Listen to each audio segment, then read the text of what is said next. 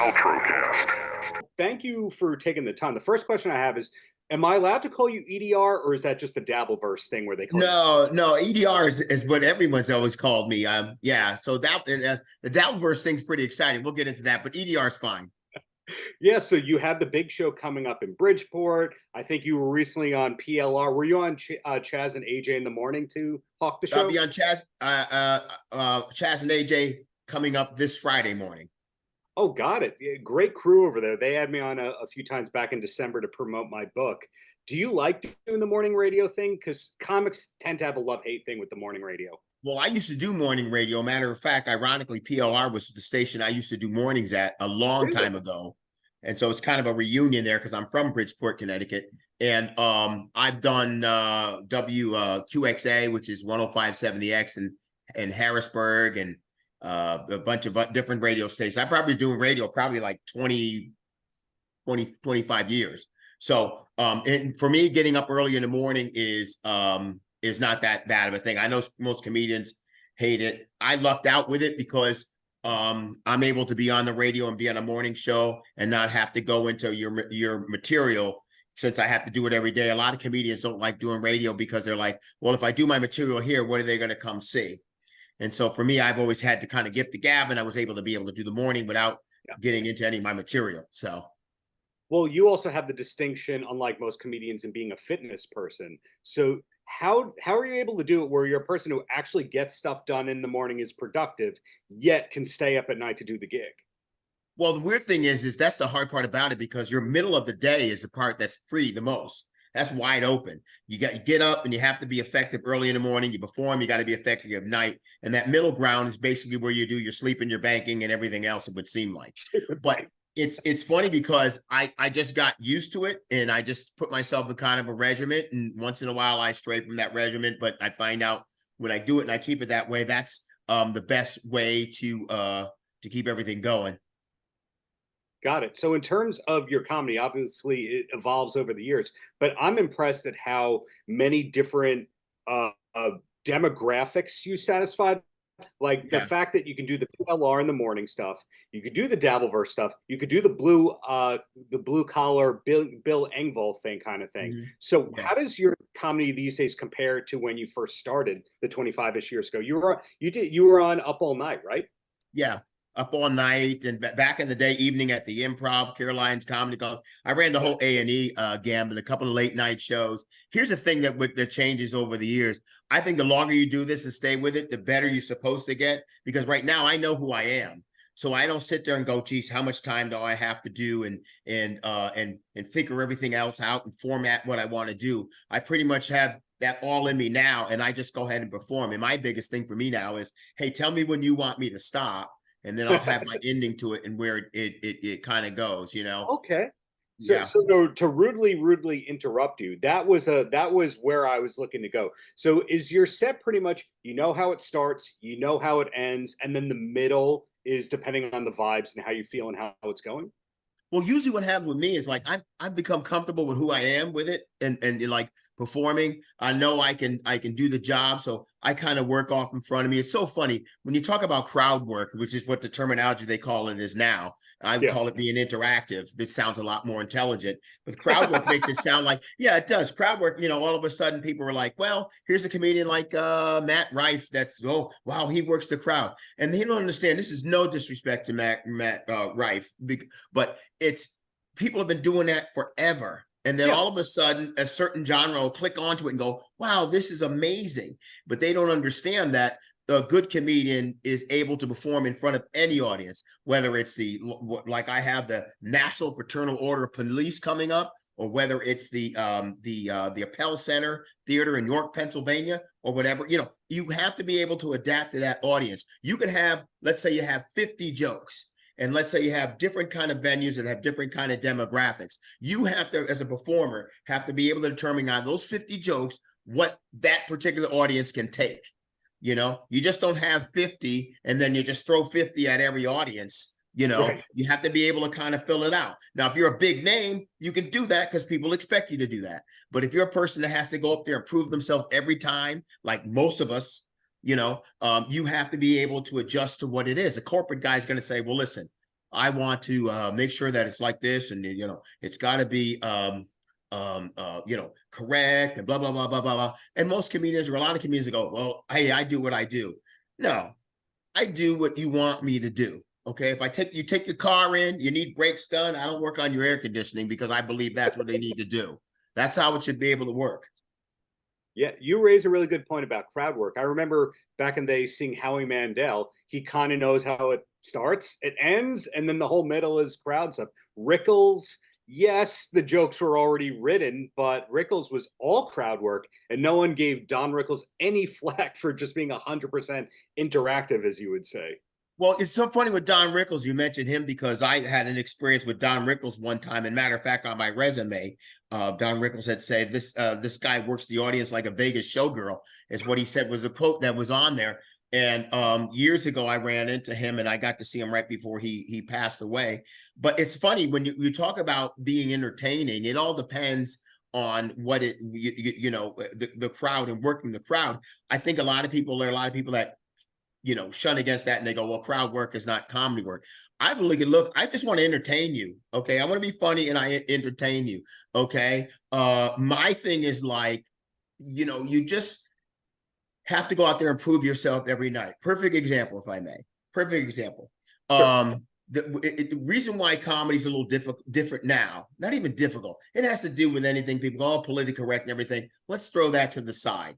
Let's go to the fact that right now that everyone believes they can do comedy. Everyone is allowed to do comedy. You go on the internet, and I go through my reels. I see people, who the heck is this guy? No disrespect to that guy, but I've never heard of him. But he's able to do comedy and perform. There's no vetting in it.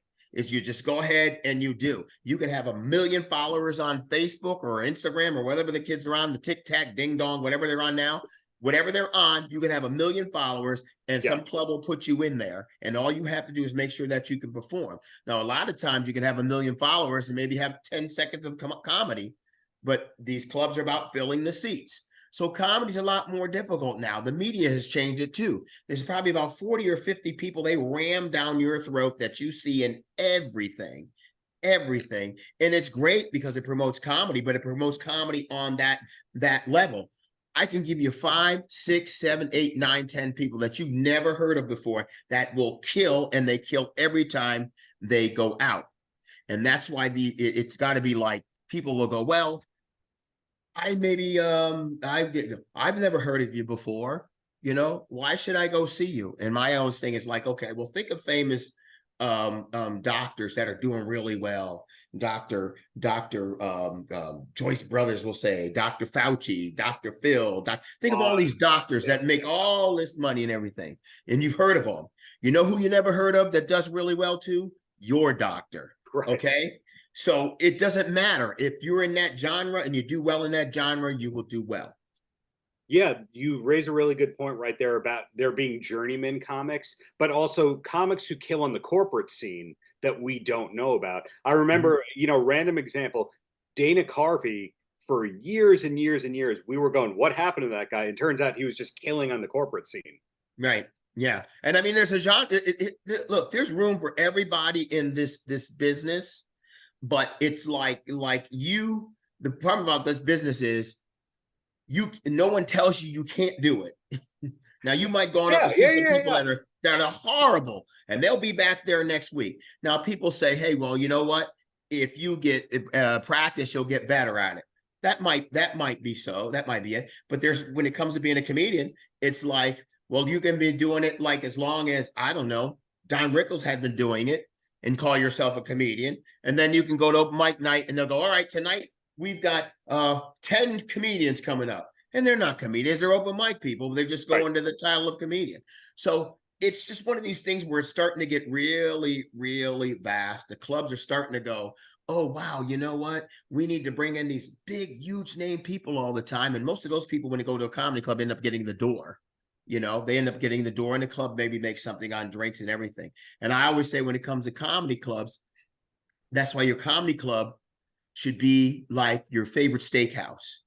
Like, you go there because the steak's going to be good. You don't know who's making the steak. You just know you're going there. You don't even have to know who's cooking the steak. You're going, hey, let's go to so-and-so for the steak. And it's good like that. So once you get to a point where you're having to compete with getting into these clubs and stuff, I have like a huge stage set and everything, and I'm doing theaters now. I just started putting myself out there and doing theaters. You got to make your own way in this business because it doesn't like anybody. There's no rules. And if anyone says, "Hey, I want to be a comedian," I just go, "Good luck," because I can't discourage you. You know, I did a gig one time a long time ago. It was in Pittsburgh, and I went up there, and it was a crappy crowd, and the guy went up before me, and he ate it, and I went up before after that, and I kind of ate it and everything else. And that guy asked me, he goes, "I think I'm going to stick at this," and I go, "Okay, that's great," and you stayed at it. Well, that guy turned out to be Shane Gillis. Okay. Oh. So now, and he lives right around the corner from here, basically where I live. So it's one of these things where there are no rules. It all just comes together the way it's supposed to come together. And all you can do is just be the best you can every night you're up there. Hey, I keep giving you praise and saying I agree with you, but it is real. It is legitimate right here. And speaking of Shane Gillis, the fact that Kill Tony is playing Madison Square Garden just kind of tells you that every rule about stand-up comedy is out the window, and you just kind of have to make up your own thing. It's not, unfortunately, for better and for worse, it's not about paying your dues, getting good after a certain amount of years, and then becoming a comedian. For some people, it's get the TikTok following and then start advertising you're doing shows. Well, you see a guy like with Shane Gillis, he's just good. And he hit right at a sweet spot. And he's good. And that happens once in a while. There's no overnight success in this business, but there's pretty damn close. And he's one of these guys that he just clicked with the right people and got to go. And then, of course, bad news travels better than good news and the whole Saturday Night Live thing. And then all of a sudden people are going, well, they don't want that guy on Saturday Night Live.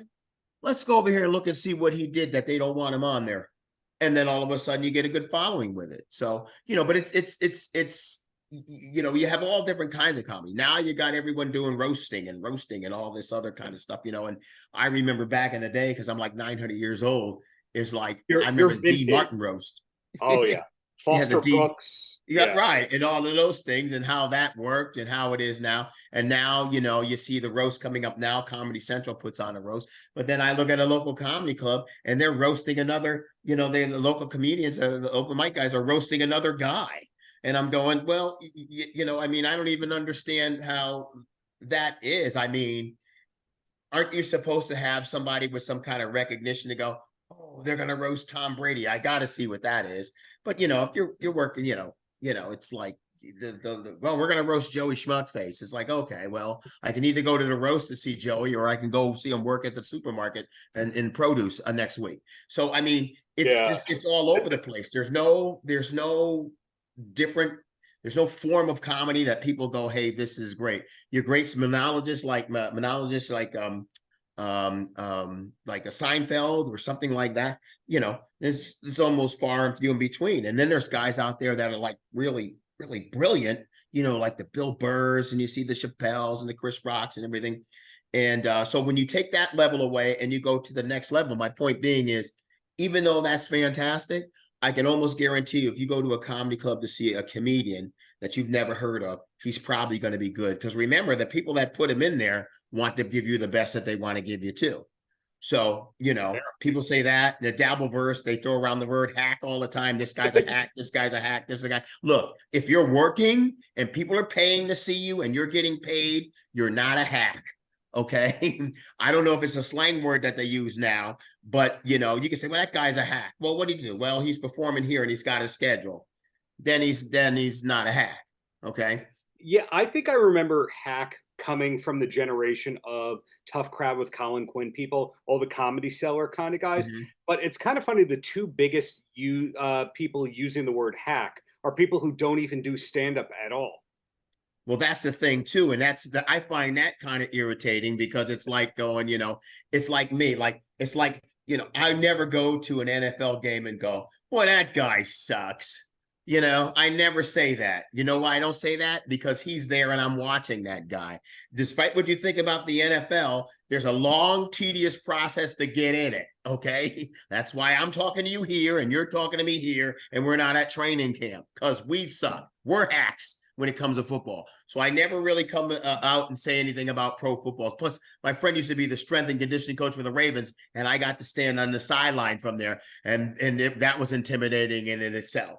So the hack word is just one of these things, I guess, that a lot of comedians find offensive because it's almost like calling someone a loser. You defend not to be a loser. Or a loser. Or a loser. Yeah, which is believe me, I got to tell you. Let me tell you how I got caught up in the Dabbleverse. So I just assumed. So for me, rudely interrupting you again, it's just one day I saw you on Who Are These Podcasts. I went, that guy's funny. That guy's clearly an experienced comic. And then you look up where you've been. You're like, oh, we've been sleeping on this guy for a long time. Oh, he's a theater comic. Like me. No, I'm ignorant. No, but it's not. But here's the thing. I'm, like I'll do an interview or something like that, like we're doing right now, and I don't have to sit here and be hysterically funny and everything. And it's really weird. It's like, and that's the perfect example with the Dabbleverse. How I even got involved with that. I used to do radio in Rochester, New York. Oh, I used to be in Rochester, New York a long time ago. And even before now, about 20 years ago, I was in Rochester, New York, co-hosting a morning show called the Brother Wee's Morning Show. So I was on that show. But I'm familiar with Rochester, New York, because I would come in and out of town anyway to perform at the Comedy Club. So Comedy at the Carlson, which is in Rochester, has a guy named Vinny Polino, or Moonhead, as the Dabbleverse might call him, which is really weird because Vinny's the nicest guy. He had his podcast. I used to do his podcast. And so one time I'm just flipping around. I don't know. I'm going through the YouTube, which, by the way, I probably watch more YouTube than I watch actual television now. And I don't know if that's great or is it normal. But then they were talking on. I was watching Who Are These Podcasts, and I don't even know how I got on Who Are These Podcasts. But I heard him mention Vinny Polino, and I heard him mention Rochester, New York. So I text Vinny and I go, "Are they talking? I'm listening to a podcast. Are they talking about you?" And he said, yeah. And so I said, okay. So I listened a little bit longer and everything. And then I got caught up with Carl and I told Vinny, I said, tell Carl, I love that show. I think it's great. So Carl says, well, you need to come on once, and come on and sit there and talk. So basically I got in there. And that Dabbleverse, like, what's his name? Like Stud and John will tell you, it's not friendly, not a friendly place. I've had people send me stuff and just outright, inflammatory message me stuff. But then it's, you're out there. It's the internet, I have to echo what you're saying. Everyone that I've ever met in the Dabbleverse, whether they're a super chatter or a podcaster, has been the nicest, except for one person who we could telepathically and that person I may or may not have spent 2 Christmases with because he's a family friend. Oh, wow. I haven't publicly told any of those stories, but he's the only person from the whole Dabbleverse who has not been nice to me. Everyone else is so pleasant. Well, it's funny because Who Are These Podcasts? And then, of course, Shuli's show, first of all, with Shuli and Bob were on Howard Stern, they were funny, but I wasn't like, okay, well, great funny, whatever, because they didn't get it because they were overpowered by such personalities. But now when you have them pulled away from that and they're on this show, on the Shuli show, it's just amazing to see the difference in what was kind of being held back, those guys, any of these guys, pretty much could be radio personalities if the stars aligned right. But so they're really good in doing those shows. So when I got to do Dabble Point, I was on there and I got to meet Shuli, and I thought that was cool too. So it's an interesting thing. I think the real reason when it comes to like here's what I don't get about the whole Stuttering John thing. It's really bizarre. And when I first watched it, I kept telling Carl, I go, this isn't real. This can't be real. This guy cannot be this delusional. It's impossible. I've never met anybody else in my life. I'm walking along the street or in my life that have felt this way. And the fact that he believes that he's gonna get in shape in a week Okay. Yeah. When I natural bodybuild, I've been training forever. And in a week's time, he's going to do this. And not only do that in a week, he's going to travel the country and fight people. Okay. Yes. At close to 60, by the way. I mean, in all benefit of the doubt here, Evander Holyfield has boxed in his elder years. Yeah. So but Evander Holyfield, you know what the difference is? He's Evander Holyfield. The man boxed his whole life. Okay. Yeah, I was trying to give some benefit of the doubt that maybe he had some Holyfield-like genes there, but so I look at this and I cannot pull myself away from it. And everyone seems to be doing great with it. Well, Carl and his show is doing it. Shuli and their show is doing it. Everyone seems to be taking advantage of this, except the guy that's the head guy. He seems to be the one that because of his ego and his lunacy, he can't sit back and go, wait a minute, how can I parlay this? The best thing he could do is just show up and just walk into DabbleCon too. Just walk in. He'd be worshipped pretty much in a funky way, but he would still be worshipped. And I'm sitting there going, I just don't understand why this guy doesn't get it. Why he goes after Kate Meany, and which is really weird because I knew her father. Who didn't know Kevin? He performed all over the place. Kevin used to sit in the studio all the time at WCMF when up in Rochester all the time, and I believe he used to have some property up on the lake up there. Nice guy, nice enough guy, very funny guy. Everyone liked him, very entertaining. To see this offspring come there and be a totally different thing. This is like something you couldn't write, and I think she's cute. But I wouldn't try to fly her anywhere or bring her anywhere and everything. I mean, she's cute, but she's young. She's 24. To interrupt you here, why should any of this be like public conversation? Like, I don't really talk about like my wife in my interviews because we're here to talk about like you and your Bridgeport show, for example.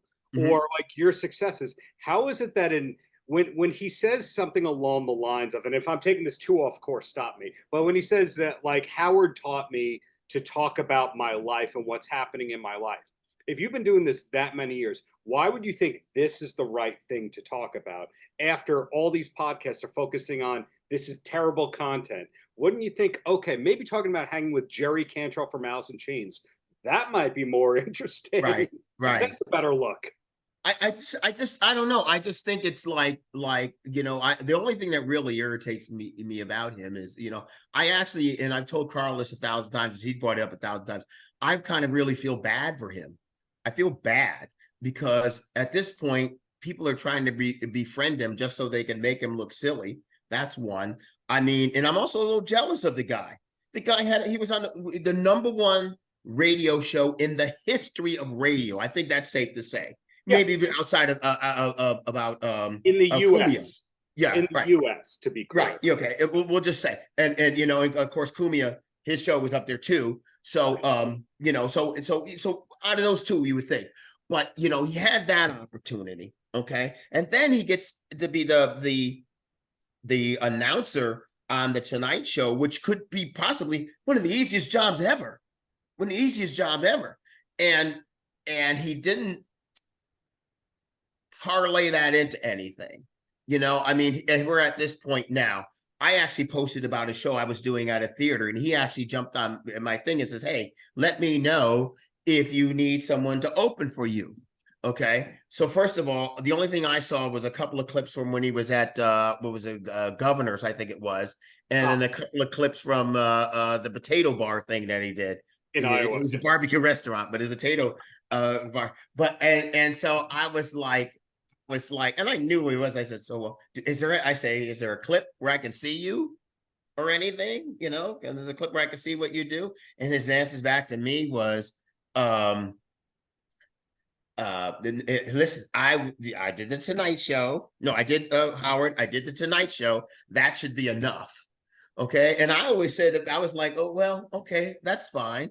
But, I know a guy that's he's retired from the military and he was a colonel, I mean, I still have to see a clip of him doing stand-up, Even I have a reel. If you said, "Hey, Darren, I like you. Where can I find more?" I have bullet points and I have a reel. You would think that any professional in the entertainment industry would be able to go, here's my Wikipedia, here's my IMDb, here's some video, here's some bullet points. For more info, contact blank.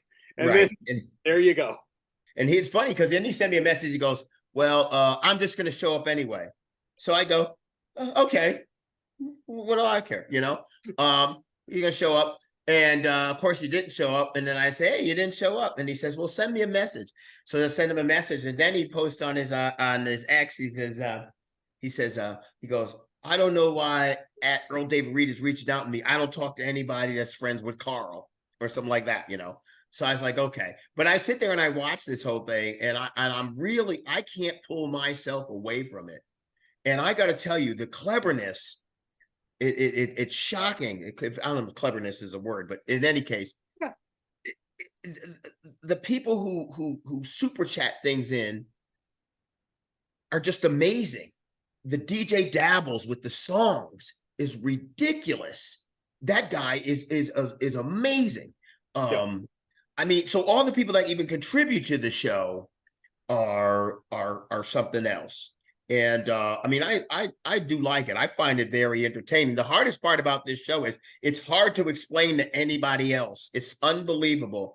It's like you watch this and you go up to explain it to somebody, and then all of a sudden, like, you're speaking Spanish and they don't understand Spanish, and you're trying so hard to tell them what it's like. And it's funnier, the more you explain it, the more ridiculous it sounds, So it's almost cult-like. It's very cult-like, and you have to kind of stumble in it and witness it yourself before you get an understanding of it. I think I have like 80% of the description down, but then like the last 20% is when you lose them, because they usually go, so you're making fun of a disabled person. You go, wait, no, he's high IQ. He's not disabled. And then you really lose but hey, back to you and your stuff. Are you going to be at DabbleCon too? Is that being discussed? Well, it's so funny. I'll be out on the road at that point, but I'm trying to look. I'm actually looking at a map the way I can swing through and maybe jump in there and check it out. Because listen, I'm a big Cardiff Electric fan. I don't, where else am I going to get to meet all of these guys? It's like, listen, I'm 63 years old and I'm hooked into it. So when I see a bunch of guys in their 60s, 50s, and 40s challenging to fight each other in the street, I mean, this is worth itself. They should just set up a ring in that parking lot and let them go at it. But yeah, it's really great. I'm still trying to figure out what everyone's obsession is with Kate Meany, especially these older guys' obsession with it. Because we'll get back. Let me just say this. So allegedly, someone offers her $20,000 to have sex or whatever. Allegedly. So I hear that, and I think about it, and I go, what do I care? What do I care? It's like just 24s, young. I mean, please, if you're a 60-year-old guy and a 24-year-old's promiscuity, whatever the word is, offends you, then you don't need to be with that girl, because she's not for you anyway. And like I said, she's really cute, but I haven't seen this much people fight. And Chad Zumach was after, and he's out there. I haven't seen the only thing I can compare this to is when Popeye and Bluto used to fight for olive oil. That was the only thing that I Google that if I'm too old. But in any case, it's really exciting. But yeah, okay. But in any case, you need at Earl David Reed on all the social medias, pretty much. Earl David Reed 1 on Instagram. I'll probably be coming out to your place near you pretty soon. Yeah, July 20th is the Bijou Theater in Bridgeport, Connecticut. If you're out that way, that's going to be a lot of fun. That show will most likely sell out because I'm from there, to say the least. It's kind of a homecoming for me. But yeah, support live comedy, man, and just get out there and laugh and enjoy yourself. Don't make yourself miserable. Paltrocast.